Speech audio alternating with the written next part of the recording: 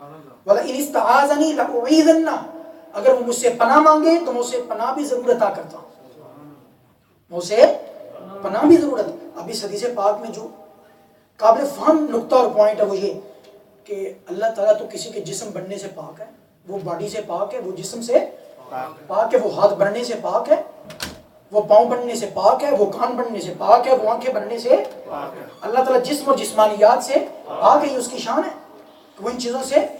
تو پھر اس حدیث کا کیا معنی؟ یاد رکھیے اس حدیث کا یہ مطلب نہیں کہ بندہ خدا بن گیا، نہ اس حدیث سے یہ ثابت ہوتا ہے کہ انسان خدا بن گیا، اور نہ اس حدیث سے یہ ثابت ہوتا ہے کہ خدا انسان میں آ گیا. خدا، اس کا مطلب کیا؟ مطلب اس کا یہ ہے کہ نہ بندہ خدا بنا نہ خدا بندے میں داخل ہوا. مطلب یہ ہے کہ رب کا پیارا، رب کا اس کی صفات کا مظہر بن جاتا، اس کی صفات کا. ایک مثال سے اس بات کو یوں سمجھ لیں، جیسے ایک سورج ہے تو سورج کے سامنے آپ اس کے آئینہ رکھ دیں، شیشہ رکھ دیں، اب وہ سورج اس آئینے میں چمکنا شروع ہو جائے گا، اس کی شعاعیں اس آئینے سے نکلنا شروع ہو جائیں گی.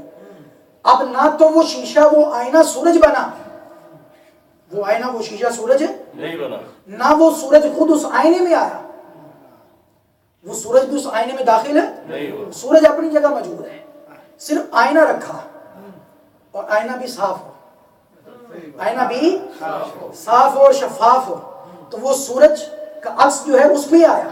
اور پھر آگے اسی طرح آپ سورج کے سامنے ہزاروں آئینے رکھ دیں تو سورج ہزاروں آئینوں میں آ جائے گا. تو اب یہاں نہ آئینہ سورج بنا نہ سورج اس آئینے میں داخل ہوا، لیکن اس کے باوجود اس کی تجلیات اور اس کی کرنیں وہ اس آئینے میں ظاہر ہونے شروع ہو گئی.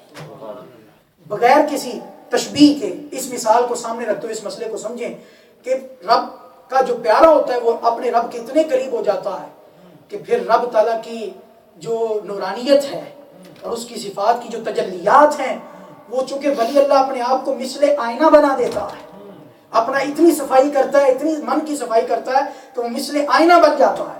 پھر رب تعالیٰ کی اس کی نورانیت کی اور اس کی صفاتی جلووں کی جو تجلیات ہیں وہ اس میں داخل ہو جاتی ہیں. یہ مطلب ہے اس حدیث کا.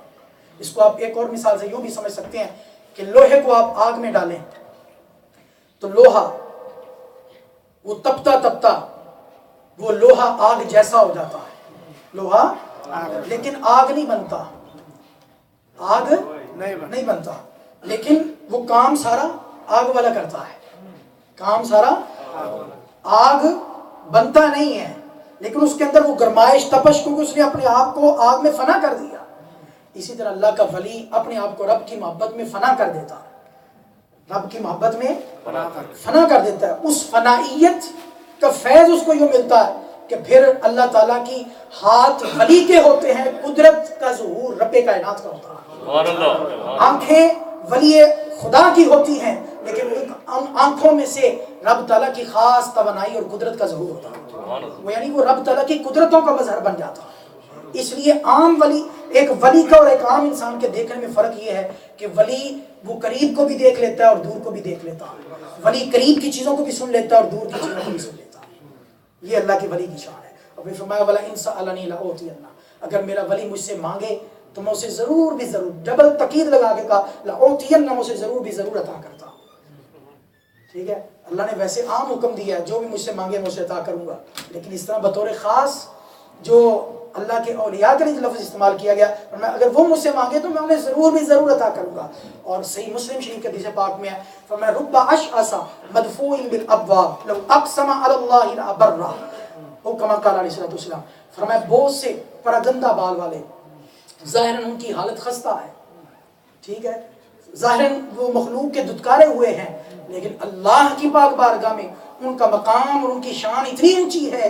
فرمایا لو اقسم علی اللہ لابرہ، اگر وہ اللہ کے نام کی قسم اٹھا کے کہہ دے کہ اللہ کی قسم یوں ہی ہوگا، رب ان کی بات کی لاج رکھتا ہے اور ان کی قسم کی لاج رکھتا ہے. جیسے وہ کہتے ہیں رب ویسے ہی کر دیتا،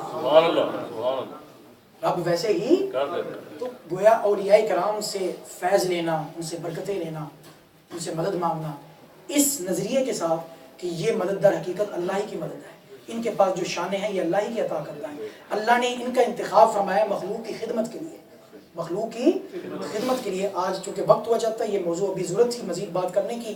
اس موضوع کا اگلا حصہ کہ عام طور پر یہ سوال کیا جاتا ہے کہ ظاہری حیات میں تو چلو ٹھیک ہے ہم کسی بندے سے فیض لیں، مدد لیں، تو آیا اس کے پردہ فرمانے کے بعد، اس کی وفات کے بعد بھی آیا وہ یہ صلاحیت قابلیت رکھتا ہے کہ وہ کسی کو فیض دے سکے، کسی کی مدد کر سکے اللہ والا؟ تو اس پہ انشاءاللہ العزیز کل کے ہم گفتگو میں، کل کی محفل میں بیان ہوگا، تو وہ اسی ٹاپک پر ہوگا انشاءاللہ. اس پہ ہم تفصیل سے بات کریں گے. اللہ تعالیٰ کی پاک بارگاہ میں دعا کرتے ہیں